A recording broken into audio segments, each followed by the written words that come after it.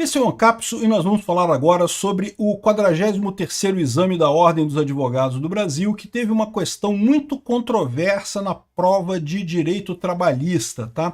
Uma ação que é muito incomum, uma ação que é uma construção jurisprudencial, não tem lei sobre essa ação e, no entanto, ela existe, ela é usada nos tribunais brasileiros, mas é muito rara em matéria trabalhista, né?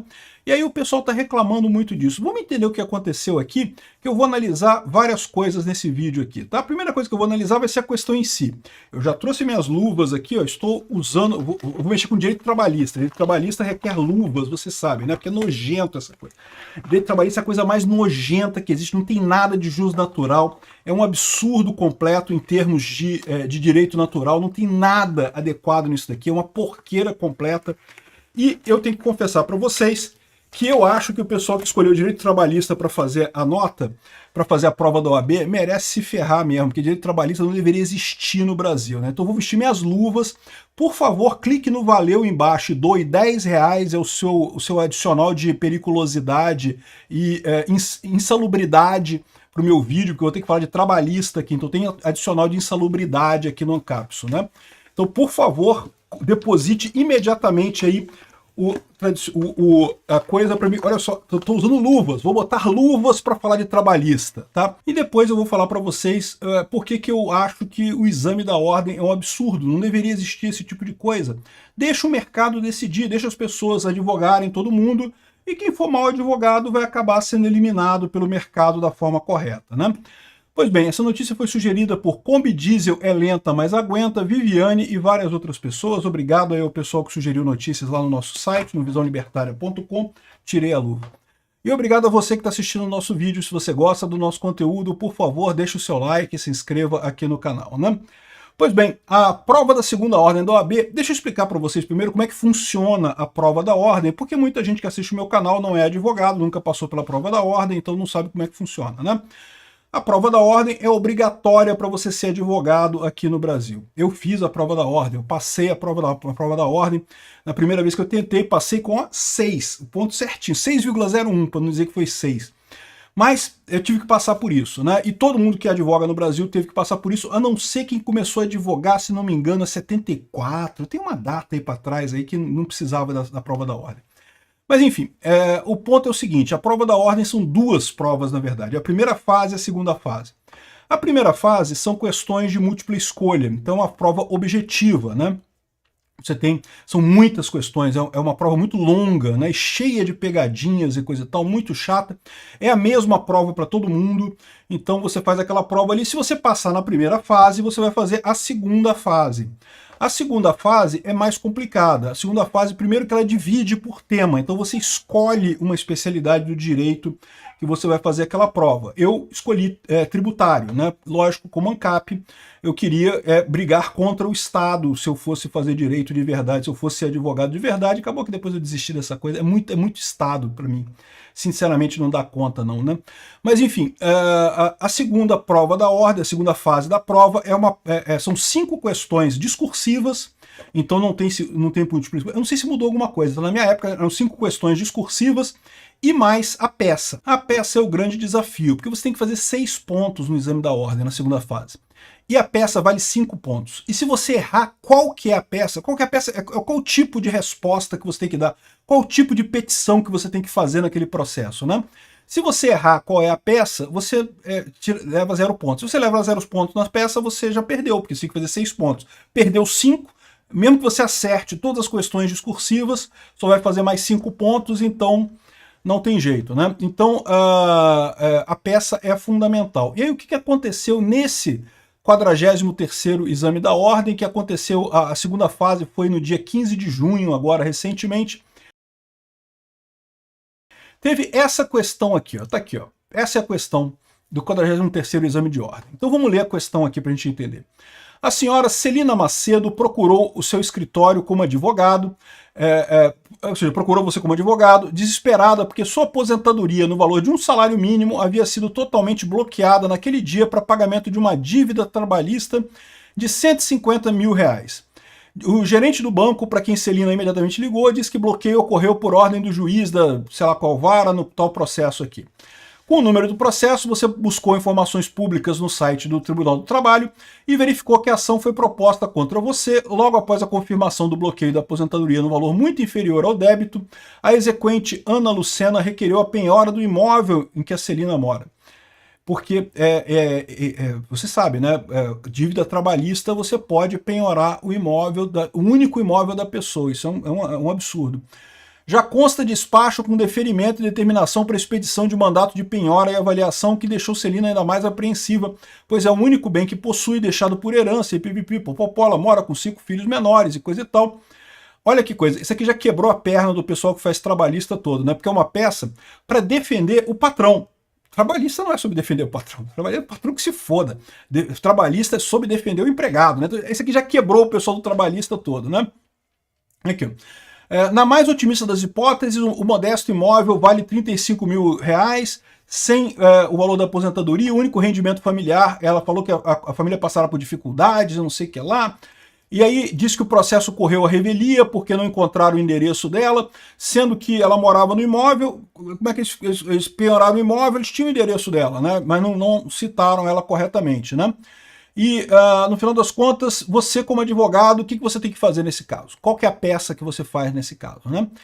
E aí isso pegou o pessoal, por quê? Porque segundo o gabarito, tá aqui o gabarito que a própria OAB colocou, a peça correta seria uma exceção de pré-executividade.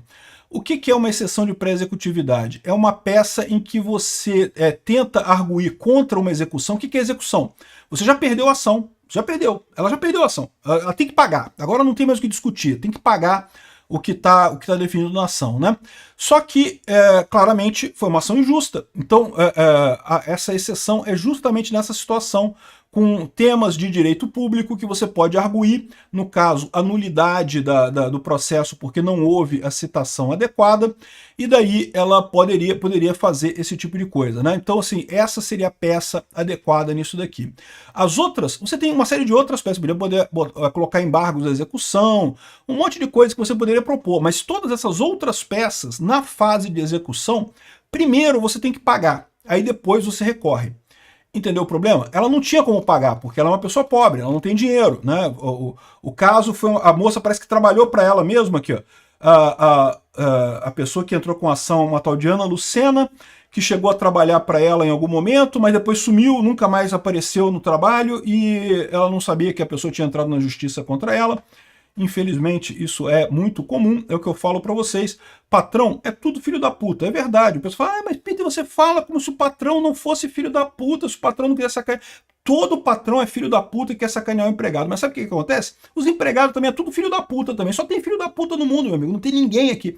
Tirando você que não é filho da puta, eu tenho certeza que a sua mãe é uma pessoa muito honrada. Tirando você, o resto, todo mundo é filho da puta no mundo, cara. Olha, agradeça muito a papai e mamãe que você tem aí, que são as pessoas que são amigas com você, que vão gostar de você, que vão fazer coisas boas por você. Fora papai e mamãe, amigo, todo mundo é filho da puta com todo mundo no mundo, né? Então por isso que eu acho um absurdo a Justiça do Trabalho taxar o empregado como hipossuficiente. Isso não é justiça, isso não faz sentido. O empregado pode ser hipossuficiente, pode ser o que for, mas ele é o filho da puta do mesmo jeito, igual o patrão. Então, no final das contas, tem que ser justiça de verdade, tem que analisar os dois lados e ponto, e acabou. Não deveria existir essa coisa de hipossuficiência. Aliás, não só na Justiça do Trabalho, também no Código de Defesa do Consumidor, também eu critico pra caramba esse negócio, né? Mas enfim. Então, essa seria a peça. E aí, por que quebrou a perna do pessoal nesse exame, né? Porque, de novo, é uma ação do lado do patrão, né? Trabalhista, meu amigo, o pessoal que faz trabalhista quer pegar o lado do empregado, cara. Porque, pô, a Justiça do Trabalho é toda favorecer o empregado e ferrar com o patrão, né? Aí quando pega um caso que o patrão tá errado, né? Ou seja, isso aqui, ou seja, a mulher aqui, supostamente, ela explorou a coitadinha da empregada doméstica dela. E a empregada doméstica dela, que tadinha, foi explorada pelo proletariado, né? A mais-valia e não sei o que lá, entrou na justiça e tá ferrando uma velhinha. Isso acontece todos os dias na Justiça do Trabalho. Todos os dias tem gente sendo sacaneada por empregado, por pessoa que contratou ele de boa fé e coisa e tal. E, de novo, eu não sei se ela, de repente ela sacaneou a mulher mesmo, mandou a mulher embora mesmo e coisa e tal, mas daí a tirar a casa da mulher, tirar o rendimento da mulher, penhorar a aposentadoria da mulher, pô, né? Um absurdo esse tipo de coisa. Mas isso é a Justiça do Trabalho, é isso. essa insanidade sem nenhum sentido, que não é justiça. Se você tem uma justiça que privilegia um lado e a Justiça do Trabalho taxativamente fala que é para ajudar o empregado, então não é justiça, isso não é direito, isso não é justiça. Por isso que eu usei a luva aqui para lidar com essa nojeira que é a Justiça do Trabalho, né? Enfim, o pessoal reclamou pra caramba. Por quê? Porque é uma peça do lado do patrão, pô. Pegou todo mundo no contrapé, meu amigo. Não, porque quando o trabalhador, tadinho, não sei o que ela... Bom, agora, de fato, existem algumas críticas a essa peça aqui, tá? Por quê? Porque é uma peça muito incomum, tá? É muito raro isso ser aceito na justiça trabalhista, né? Aí ele explica aqui o que tem que ter, tem que requerer a gratuidade de justiça, porque a moça é pobre, né? A patroa é pobre, e isso acontece pra caramba na justiça do trabalho. Aliás, acontece muito da patroa ser mais pobre que a empregada, tá? Acontece muito isso. Sabemos que nesse incidente são admitidas apenas matérias de ordem pública, deverá requerer a nulidade de todo o processo, porque foi nula ou inexistente a citação e coisa e tal. Bom, faz aqui o roteiro da coisa, né? O pessoal reclamou pra caramba, por quê? Porque essa peça aqui, a exceção de pré-executividade, ela não tem embasamento em lei, não tem um artigo específico de um código, seja da CLT, seja do Código de Processo Civil, seja de que seja, não tem nada que embase essa matéria aqui, né? E aí, o que o pessoal estava reclamando? Porque nos exames da ordem, pelo edital, eles falam que você tem que embasar, você tem que dizer qual é o tipo da peça, né?